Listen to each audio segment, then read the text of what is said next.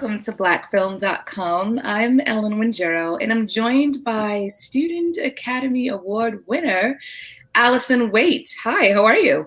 Hi, I'm doing well. Nice to meet you. Likewise. Congratulations are in high order here. You were one of this year's winners for your documentary film, The Dope Years, the story of Latasha Harlins. How do you feel about being one of only 18 student winners? And this was domestic and international winners, right? How are you feeling? It's still sinking in slowly. Right. I think, with every film comes your difficult trials and tribulations. So sometimes you're even grateful to get it produced and get it on a screen in front of people. So for this, it's even more than we had anticipated. So yeah, we're grateful for sure. The competition received nearly 1,500 entries. So that says a lot that you're they told us the one selected. And you're repping USC, right? Yes. Okay. Yes. And the documentary was filmed in 2019. How long did it take to film? So this was a part of a class. Yes. So we had about 4 months. Okay. To make it. Okay. And what's interesting is that I was expecting to watch a lengthy documentary, and I remembered, like you said, wait a minute, this is a student film competition.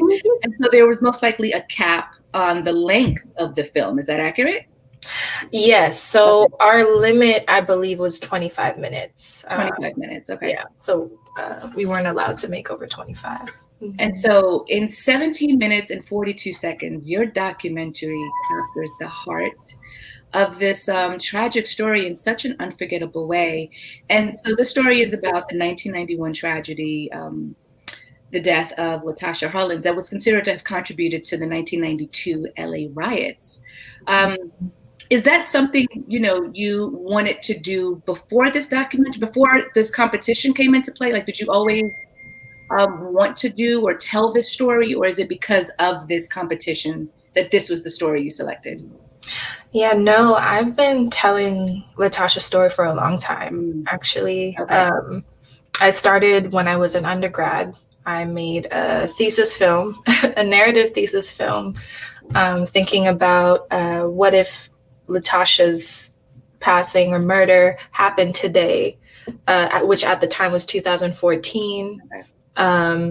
So, I wrote it myself, but at the time I didn't have any contact with anyone who knew her personally, so I didn't feel comfortable making a film about her. So I just made a film inspired by her, with the knowledge of what had happened that day. So it was about 3 women. The lead character was a teenage girl, and it was her sister who passed. So it was her mother, and a neighborhood friend coming together, 3 women of different generations, learning how to grieve together. So that was the story.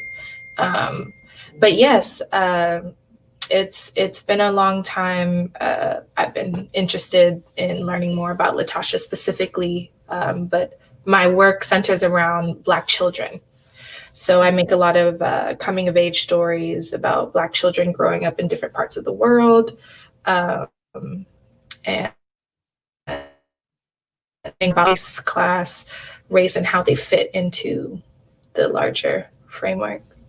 Got it. And so why has it been important for you to tell Latasha's story? What's your connection? I know you're an LA native, but why is this near and dear to your heart?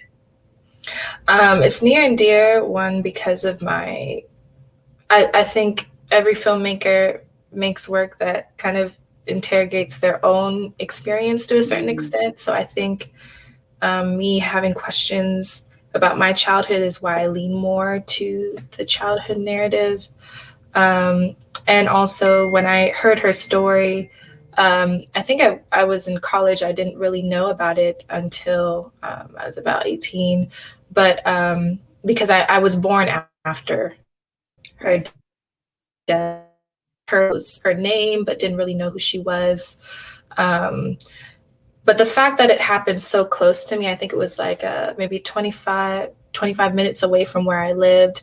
I drove past the liquor store where she was murdered, pretty much all my life, on my way to school.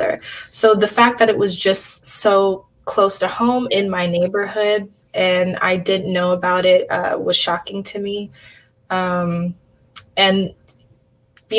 just you can't help but think like I've experienced the same things going into liquor stores and being the worst being thought of you based upon your appearance. And I empathized with her in that moment, with her fear, with her, everything she did, like fighting back, pulling back. People have followed me, stood right next to me, surveying what I'm doing, grabbing things out of my hand. So I know what it feels like. And just to think like that could have been me as well. Right. You can't help but think that. I connect with that, especially after obviously watching the documentary, which was really, really good. Ebony Faye, I think she was a community member. She said, "You're not allowed a mistake when you're a Black kid." Yes. Right. And that speaks to exactly what you said. You're not even seen as a child, really. And so, yeah, that grabbed me in so many different ways. And so what I thought was interesting, and I wanted to talk to you about, you in the trailer, we see a lot about Soon Ja Do and her background. But in the documentary itself, it's really focused around Latasha's story and it's told through her friends and family. Why the decision not to include more content about the shop, the store owner? Yeah, we as a team, we were back and forth about that quite a bit in the pre-production process. But I think at the end of the day, we wanted to focus on Latasha's life instead of her death. There is so much to talk about with the topic of Latasha Harlins and the uprising. But to be honest, we only had about 20 minutes to tell it. So we were thinking, what is really important? Yeah. And what have people not been able to have? And it's bringing Latasha to life. Who was she as a person? And the stories that the family members and friends were telling us were just so rich and interesting to me that I said, these women are the story. And we just stuck with that. So we really wanted to introduce the world to Latasha while keeping in mind what happened, but still keeping her at the center of it. Yeah, that makes sense. For sure. After I watched the documentary, I instantly understood, one, what you set out to do in a short amount of time. And I walked away from that visibly affected. Like I've been thinking about that, her story in your documentary since I watched it a couple of days ago. And obviously a lot of it has to do with the fact that it's told through, I think it's Tybee O'Bard, one of Latasha's childhood friends and Latasha's cousin, Shanice Harlins. How were you able to get the people closest to her to tell the story? And was this the first time they've spoken publicly about it? Yes. So I first created a relationship with Denise Harlins, who unfortunately passed in 2018. She was the aunt of Latasha, and she was one of her guardians growing up. Latasha didn't really grow up with her mother because she lost her mother at a young age. But she, after Latasha's death, she was always at the forefront, always at the protests, always at the news interviews, trying to share her authentic story. And so when she passed, I felt kind of a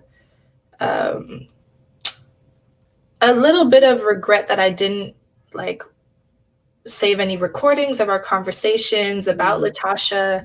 I would just call her casually, asking her questions out of pure interest of little things like Latasha's favorite color, what did she like to do on a daily basis, or what was she like growing up, what were her favorite things. So I built that relationship with her, and I always not recording it or cataloging it.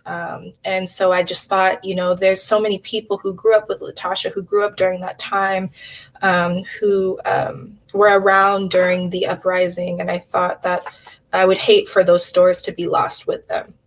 So I wanted to find a way to archive it or catalog it in some way. And I reached out to her daughter, who is Shanice Harlins, and she connected me with Ty. And then another friend of mine, I made posts on social media, and they connected me with someone else who was Ebony. And so, through meeting these women, I met another one, or met another person who's in Story of Latasha, grew up on that block where she was murdered. So it was just a natural progression of getting to know one person, leading to another, leading to another. But I think in 2018, when Denise Harlins passed, was when I really decided that this was something that I wanted to make. And I'm so glad that you did, because a lot of us, I just come to that country to this country in the early 90s. So I didn't really know what was going on. I was a kid then, but I do remember hearing about it. So fast forward to 2020 and seeing this documentary, it hit home. It hit home. And I think that was the purpose of this documentary. I can't, give you your flowers enough for making that happen. And for kind of retelling a story that either many people didn't know about or many people forgot and really shouldn't have. And there's something Latasha's cousin, Charlize Harlan, said, and I think this was towards the beginning of the documentary, that really, to me, kind of set the tone in how to really think about this. She said, to her friends and family, Latasha's life was priceless, but to the person that killed her, it was only worth $1.79. And that $1.79 has just been bouncing around my head for the past couple of days. And, anyone that watches this, once you hear that, it sets the tone for what you need to feel and how you need to think about this. And I think, that's pretty special. Talk to me about the title of the documentaries, the Dope Years, which I think is so special. But I'd love to hear you talk a bit about why you decided to name it that. Yeah, we had an interview with Shanice, and actually part of it made the film. The section of the film where she's describing the neighborhood, right? That was actually recorded for the pitch tape. So that was before we even started production. I just had an interview with her just to kind of warm her up and talk to her about certain things. And she just described it so beautifully. That interview just resonated with me, and we were just like, we have to use it. And one thing that she kept saying in that interview was she kept referring to this period of time as the dope years. Yeah, these were the dope years. When me and Latasha used to just like run through the streets and not have a care in the world. And I was like, oh, that's so beautiful to think about. And I think we all have that. Well, not everybody, but hopefully we all have that period of time in our childhood where we can just be carefree. And for Black children, I think especially when we're often born with targets on our back and the stresses of the world kind of weigh on us as we grow older, I wanted to preserve that little moment of before all of that. When it was just Ty, Shanice, and Latasha. Yeah. So the dope years is basically the glory days of when Latasha was younger. So I wanted to see if I could encapsulate that in this film. The title, The Dope Years, I feel like that's relatable to so many Black kids, even adults, in terms of the word, the dope years. Because the minute I saw it, the minute I saw the title, I connected to it like, wow, okay, that could go either way. And then once I realized what it was about, I was like, wow, that was really cool. to title it that. So I'm a little curious about like the logistics going back to you. This was a competition. You shot this film, and then what were the steps leading up to now submitting it? This all started in a class called 547. At USC, we have a prep class where you create a pitch tape. And then at the end of the class, you pitch the concept. And I think they choose out of maybe 50 to 60 submissions and pitches, and they choose 3. So I went through that process, and they chose our project as one of the 3 that they wanted to produce in the following semester. So we spent a semester shooting concept and editing, and then at the end of the semester we screened it. So that 4-month process was us trying to piece together the story, which is hard for documentary, because normally documentaries, you can spend up to like 5 years following people and making a story. So, but I think sometimes when you work within a smaller, tighter framework, it forces you to be innovative. That's right. So, we decided to create reenactments and try to make it more real that way. Yeah, and message received. I feel like the reenactments made us connect even, deeper beyond the story. And so, unfortunately, with the pandemic, right, there'll be no in-person event and no red carpet moment. However, there is a virtual Student Academy Award ceremony happening this Wednesday, October 21st. How are you feeling about that? How have you prepared about that? Where's your head at with just, the success of all this and the fact that you're one of the winners? It's different that it's virtual, but I think mostly for me, what affected me was the film festival experience, because this film is, because we made it for conversation, and interaction with the community, and now you're not really able to have that aspect. So we've tried to find different ways online to keep in touch with people, and every now and then we'll get a random message on like Instagram or social media, people saying what they felt about the film. So really our interactions are through direct message, where we get to hear what people think about it. So I think I do miss that. I do miss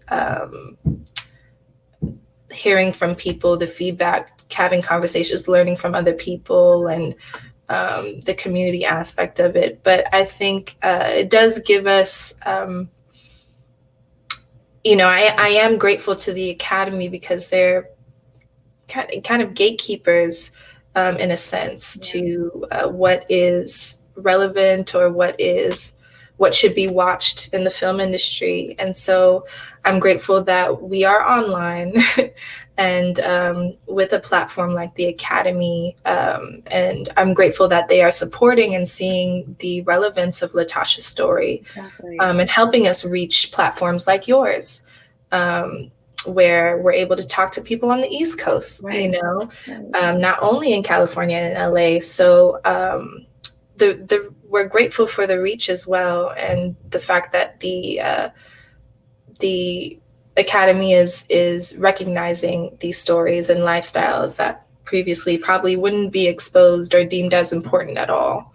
So it's mixed feelings, for sure. But we're just adjusting, adjusting with the new landscape. Exactly. The show must go on. We just need to readjust how we do it. Yeah, exactly. So where can people watch this awesome documentary? Where can people go to watch it? So I believe we have a couple screenings coming up online. Mhm. So if you follow our Instagram page at the Dope Years, you can stay updated with those screenings.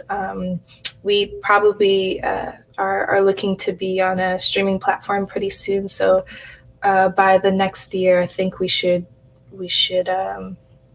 be going in that direction. So if you want to stay updated with any of our new screenings or screenings with festivals that we've been accepted to, just follow the Instagram page, and that's the best way to keep in contact and keep in the loop with what we're doing.